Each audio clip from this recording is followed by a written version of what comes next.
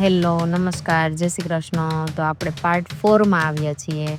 Part 4માં Jariya મહાદેવથી અમે નીકળી અને સૂરજગઢ તરફ અમે નીકળી ગયા, જે બહુ જૂનું મંદિર છે. દરબાર લોકોના ઈષ્ટદેવ કહેવાય છે સૂરજદેવ. આમ તો બધાના ભગવાન છે સૂર્યનારાયણ. તો સૂર્યનારાયણનું જે મંદિર છે આની પહેલાંય અમે આવેલા, બહુ સરસ છે અને ખરેખર ત્યાં જવા જેવું છે. અને ત્યાં સૂર્યનારાયણ અને રવિ રાંદલમાની મૂર્તિ સ્થાપિત છે.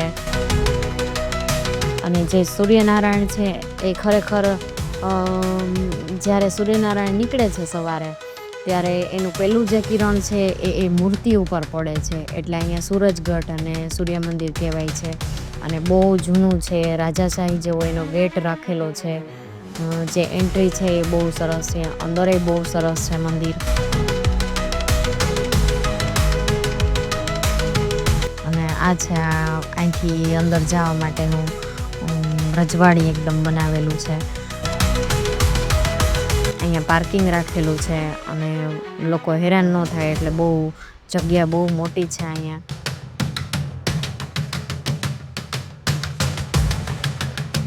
હું તો અહીંયા આવી ગયેલી, પણ કશિશ અને મિશ્રી પહેલી વાર આવ્યા છે. હું અને એના પપ્પા અહીંયા 2 વખત આવી ગયા છીએ અને અમે 3જી વખત આવીએ છીએ.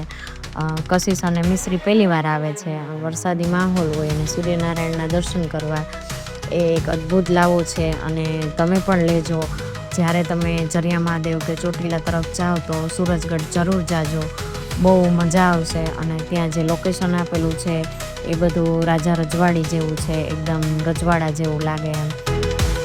જગ્યા બહુ મોટી છે. અહીંયા લોકો સ્કૂલવાળા પિકનિક લઈને પણ આવે છે. અને સામે ગૌશાળા આપેલી છે. ગૌશાળામાં જેવી રીતે ચોટીલા સેવા કરવામાં આવે છે એવી રીતે અહીંયા સૂરજગઢમાં પણ ગૌ માતાની સેવા કરવામાં આવે છે. અને કશિશને બહુ મજા આવતી હતી આ બધું જોઈને કે મમ્મી અહીંયા સામે શું છે, એટલે મેં કીધું એ ગૌશાળા છે.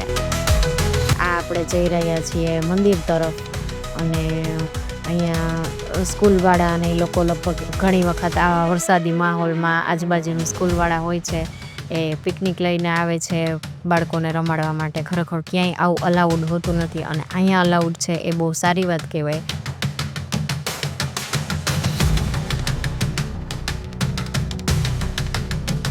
અને આ છે શ્રી કાઠી ક્ષત્રિય સમાજના ઈષ્ટદેવ. મેં કીધેલું કે ક્ષત્રિય સમાજના ઈષ્ટદેવ ગણવામાં આવે છે. સૂર્યનારાયણ છે આપણા બધાના ભગવાન છે, પણ આ લોકોના ઈષ્ટદેવ પણ ગણાય છે.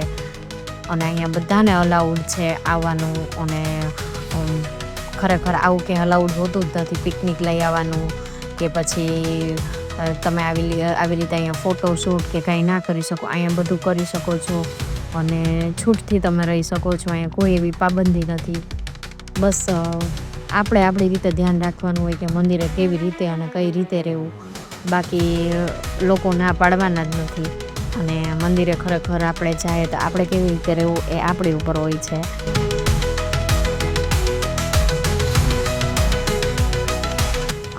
સૂર્યનારાયણ ને રવિ રાંદલમાં.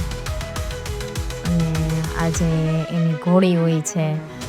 માતાજીને કહેવાય છે ને કે ઘોડો ખૂંદે છે, એના માટે આજે સૂર્યનારાયણનો રથ કહેવાય આમ તો એ.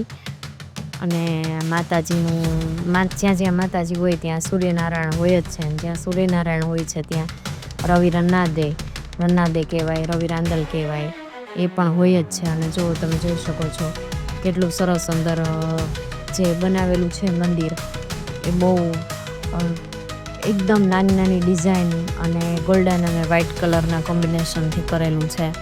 અને જે અંદર જે શું કહેવાય બધા ભગવાન હોય છે એ અંદર આપેલા છે.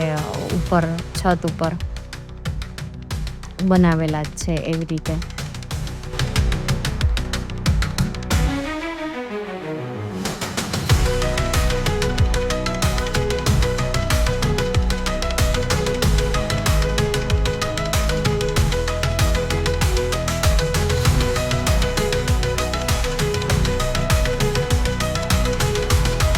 સૂર્યનારાયણ છે સવારે જ્યારે સૂર્ય ઉગે છે ત્યારે પહેલી કિરણ એ સૂર્યનારાયણ ઉપર જ અહીંયા સૂરજગઢમાં પડે છે.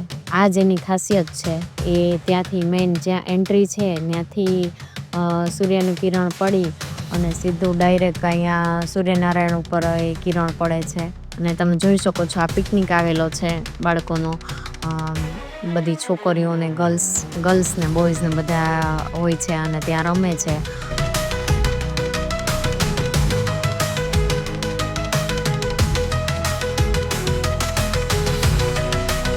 જે છે ગણપતિ બાપાનું મંદિર છે અને સામે છે એ હનુમાન દાદાનું મંદિર છે.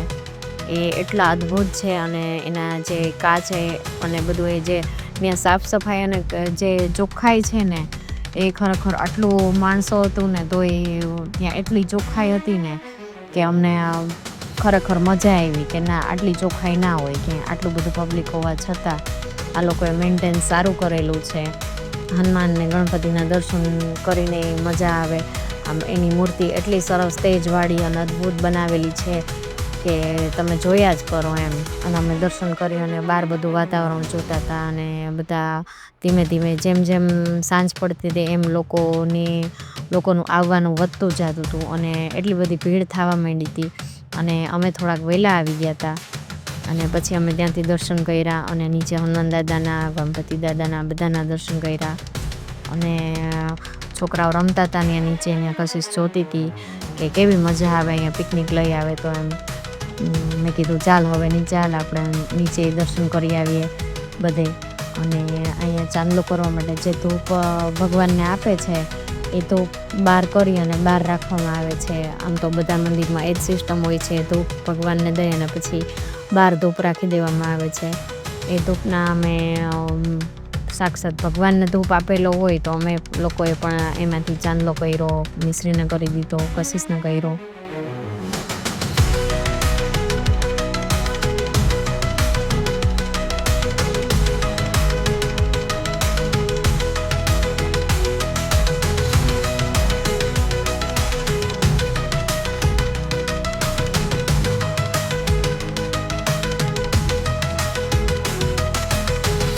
હવે અમે આગળ અહીંયા શિવ મંદિર છે નાનું. એટલું સરસ બનાવેલું છે કે બેઠા જ રહીએ ત્યાં એવું થાય. માંડેશ્વર મહાદેવ.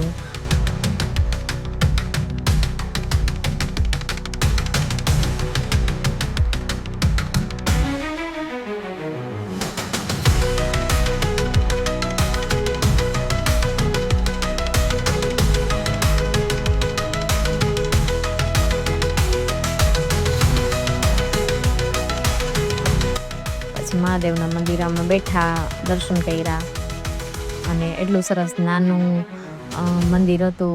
બધું નીચું નીચું હતું તો એકદમ આમ બાળકોને મજા આવે ને એ રીતનું બનાવેલું આ મંદિર છે. અને અમે ત્યાં પણ અમે દર્શન કર્યા અને થોડીક વાર માટે બેઠા અમે ત્યાં. મજા આવતી હતી. કહેવાય સૂર્યનારાયણનું મંદિર પણ એટલું ઠંડકવાળું અને બધું હતું અને આપણા મનને એકદમ શાંતિ મળે એવા બધા મંદિર નાના નાના બનાવેલા છે. અને એમ થાય કે અહીંયા બેઠા જ રહીએ. મિશ્રીની બહુ મજા આવતી હતી.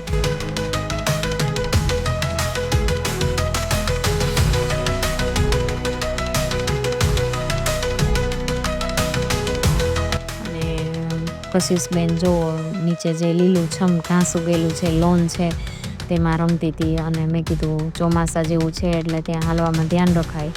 કંઈ જીવજંતુ હોય તો ખબરેય ના પડે એમ. અને હું આ બાબતનું પૂરતું ધ્યાન રાખું છું ગમે ત્યાં જાઓ. બહુ લીલા બધા ખડ હોય છે કે પછી બહુ જ્યાં ઉગેલું હોય છે ત્યાં હું કશિશને નથી જવા દેતી. થોડીક રિસાઈ જાય છે પણ હું એનું પૂરતું ધ્યાન રાખું છું. કારણ કે ચોમાસા જેવા વાતાવરણમાં બધી જગ્યાએ કંઈક ને કંઈક જીવજંતુ છુપાયેલું હોય છે. એટલે આપણે બાળકોનું ખરેખર ધ્યાન રાખવું જોઈએ એ બધી વસ્તુમાં. અને તમે જોઈ શકો છો કેટલું સરસ બનાવેલું છે આ મંદિર કે આપણે આમ એમ થાય કે ત્યાં થોડીક વાર માટે બેઠા રહીએ. પણ થતું હતું મોડું. વરસાદ ફૂલ અંધાર્યો હતો.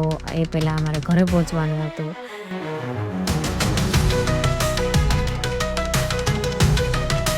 અને હવે અમે નીકળશું ઘર તરફ. તમને આ સૂરજગઢ સૂર્ય મંદિર રવિ રાંદલમાનું અને સૂર્યનારાયણનું આ મંદિર કેવું લાગ્યું એ જણાવજો. અને તમે જો ચોટીલા બાજુ જાઓ તો સૂરજગઢ જરૂર જાજો, બહુ મજા આવે એવું છે. અને ખૂબ ભગવાનનું તેજ છે ત્યાં, અને દર્શન ખરેખર સાક્ષાત ત્યાં સૂર્યનારાયણ બેઠા છે. અને અવશ્ય તમે આ લાવો લેજો, અમે તો લીધો, તમે લેજો. આ વિડીયો સૂરજગઢ મંદિર તમને કેવું લાગ્યું છે એ અમને કોમેન્ટ બોક્સમાં જણાવજો. અને લાઈક, શેર અને સબસ્ક્રાઈબ કરવાનું ના ભૂલતા. જય શ્રી કૃષ્ણ, જય સૂર્યનારાયણ.